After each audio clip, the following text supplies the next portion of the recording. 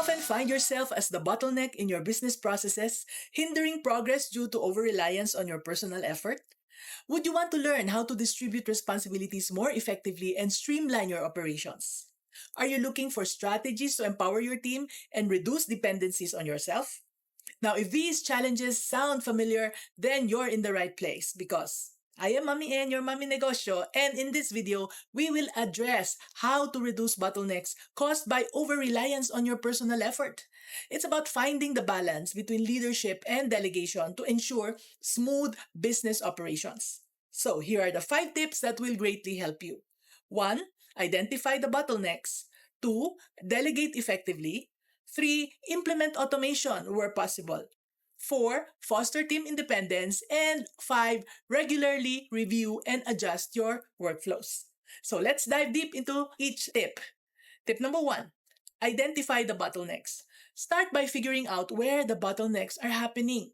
This means finding out where the delays are occurring because of you. So look at your business processes to see where the tasks are getting stuck or are getting slowed down, especially those that are waiting for your input or your decisions. Just like Cindy. Cindy's experience is a good example of this. Cindy is a coaching client who runs a woodwork business. She noticed that her team's work often got delayed because they were waiting for her approval on her designs. So Cindy realized that this was a bottleneck, causing slowdowns in their projects. So finally, knowing where the problem was, Cindy started fixing it. She streamlined the approval process and made it faster and more efficient. And this change helped her team work more smoothly and be able to complete the projects on time. So, always start by asking this question: what is causing the bottleneck? Okay?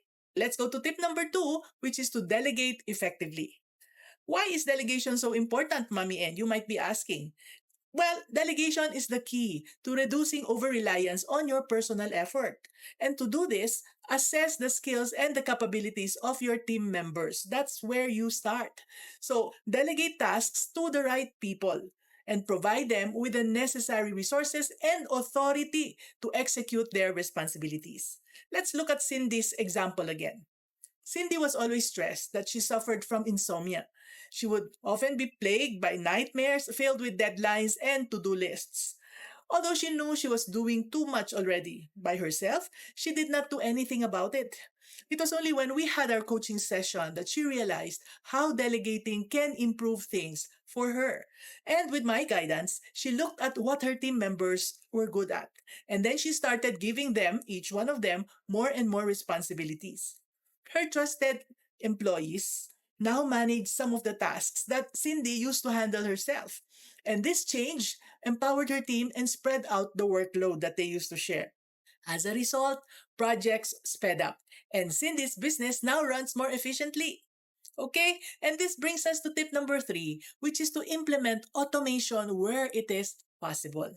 So, why do things manually when you can automate routine tasks? You see, automation can handle repetitive tasks more efficiently, and this frees up your time for more critical activities. So, identify repetitive and time-consuming tasks that can be automated. You can use tools or software solutions to automate these processes. Just like Maricel. With Maricel's parents now in their 60s, she took over managing her family's pastry business, which has been around for about 3 decades already.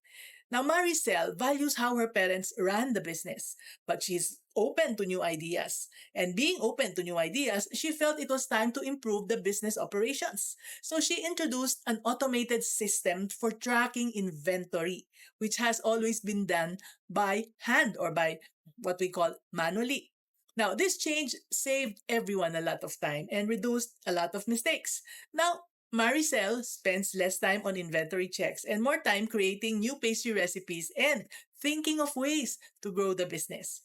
So, her parents admired her dedication and the innovation that she introduced. They saw how she transformed the business into a thriving enterprise while still honoring its roots. Very inspiring story, right? Now, let's proceed to tip number 4, which is to foster team independence. Let your team spread their wings and make decisions on their own. Now, building a team that can operate independently reduces dependency on you. So, teach your team how to make decisions that are related to their area of work. Trust them to handle responsibilities and provide guidance rather than direct intervention or, worse, waiting on you. Let me tell you about another coaching client, Beth. Beth has been a VA and now she runs her own team. She found herself juggling too many tasks every day. So she decided to teach her team how to help her. After some training, her team became more independent. And now, they handle some of the basic tasks that are not critical to Beth's direct involvement. These are the tasks like responding to routine inquiries, scheduling appointments, and organizing the files. So, this newfound autonomy has lightened Beth's workload. More importantly, it has also allowed her team members to develop their skills and take ownership of their responsibilities. Now, this change let Beth focus on making the business even better, like finding new clients and doing marketing and coming up with new services. And finally, we have tip number 5, which is to regularly review and adjust your workflow. Question: how's your workflow going? Regularly review and fine tune your workflows because this helps in reducing bottlenecks. So, make adjustments based on feedback, changes in the business, or new efficiencies that you discover. Just look at Vanji's story as an example. Vanji, a mom of three, runs a coffee bean supply business. She noticed that some tasks were taking longer than they should, and these tasks were affecting delivery times. So, to address this, she started holding monthly reviews of her workflow with her team. And during these meetings, they discuss what's working well and what needs improvement. One time, they discovered that packaging orders were a bottleneck. And so, by changing the way they packaged and getting better tools, they sped up the process. These regular reviews make sure the business runs smoothly and Vanji doesn't have to do everything herself anymore.